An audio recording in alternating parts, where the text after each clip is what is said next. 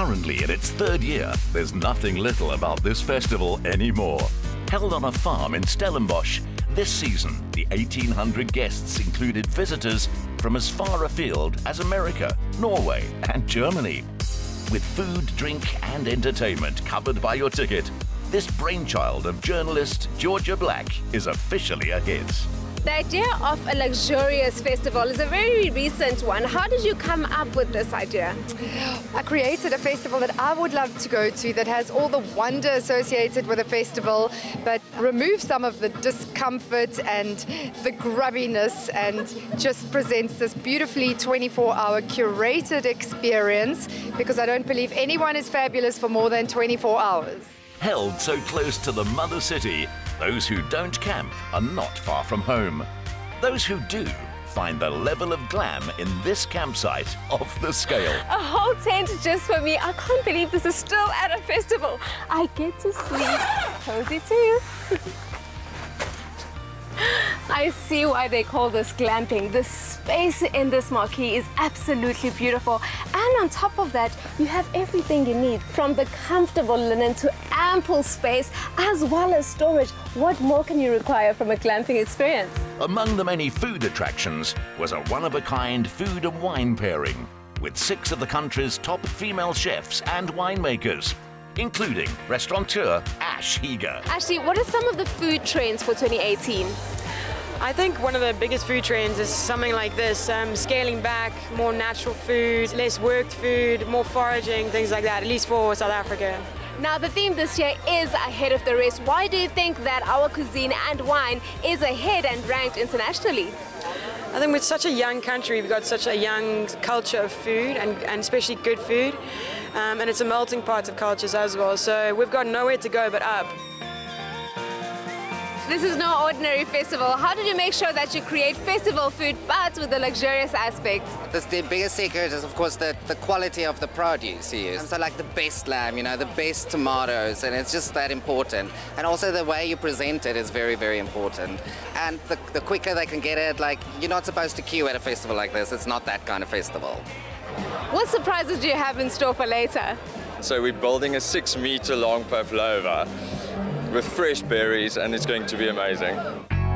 To the winemakers, chefs and cocktail stations, this year's festival added dancers, performance art, magic, comedy, deep sleep experiences and fashion. Guests arrived in outfits from the bizarre to the futurist. And with a salon offering free hairdos, some guests looked even better than when they arrived. Gentlemen, I must admit you look dapper. Oh, thank you. And you actually look quite dashing yourself.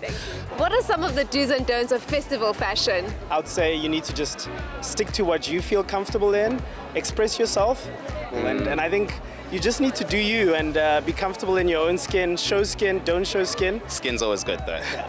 Now, this is no ordinary festival. How did you incorporate the luxurious theme into your designs and what you're wearing? Well, look, I like the idea of mixing fabrics, you know, so we've got a bit of like blocking and very like rich African print. And if you look at the back, for an example, you'll see that it's a solid color, and it just creates a nice, I guess, eclectic look. So yeah. It's like vibranium from Wakanda. You know, like this is like every time like things come out, like we've got superpowers. Exactly. Yeah. Jeez, by premium. The beat never stopped, with a lineup of 35 musicians joining 18 DJs across 6 different stages. A 24-hour party, which Jess White planned for a year. Jess, you're responsible for curating all the musical talent tonight. That must be such a difficult task. Take us through the process. It was about getting a flow, the kind of work that represented what is South Africa in music. So there's some indie rock, there's some dance, lots of great DJs. I wanted to bring a kind of Pan-African flavor into it as well. And a lot of the acts are bringing in sounds that are not native to South Africa. So it was about kind of taking the Littlegig audience on a kind of Pan-African experience. Add in a store selling one-off festival fashion, and guests were impressed. A lot of the products are locally curated and created, and then obviously the music is as well. So it's this locally homegrown mesh-up of fabulousness. So So it's an amazing space to connect with people, buy into and also support local industry and local design and local food and local winemaking, and everybody is just amazing. What a fabulous day it's been. From award-winning food and music from some of the best to homegrown fashion and inspired design. This has been a festival experience that is redefining the very word. And with South Africa leading the charge, it's safe to say the rest of the world better take note. The 6-meter pavlova didn't last long. Friends were made from across the globe, and the parting words on everyone's lips were "see you next year."